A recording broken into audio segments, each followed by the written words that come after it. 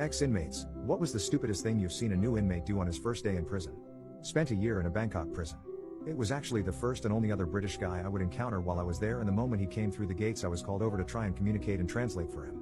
He was refusing to talk to anyone, basically going on a silent strike because he thought he wasn't supposed to be there and they were denying his human rights and all that. First thing that happens when you enter the prison is they shave your head. This kid had massive dreadlocks and didn't want anyone touching them, but at this point he had already made his bed, and he was going to have to sleep in it. I went over to him and introduced myself, asked him what his name was, where he was from, but he just stared at me in silence the whole time.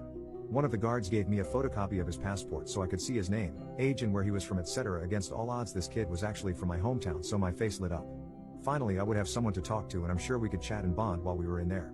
God, did I need that. But he just refused to engage with anyone, even me who was trying so hard to get a word out of him. I explained over and over that he'd lost the game. He's in prison now and there is no way out of it, so just do what the guards say. They're going to shave your head first of all, and there's nothing you can do about it. Because no one had explained to me what exactly was going on, I was just confused why he wasn't talking to me. The more I spoke to him and the more he refused to talk back, the more mad I got.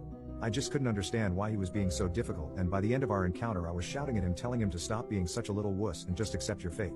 I didn't know if he was mentally challenged or genuinely couldn't speak, but it became clear that he was just putting on an act. Eventually I just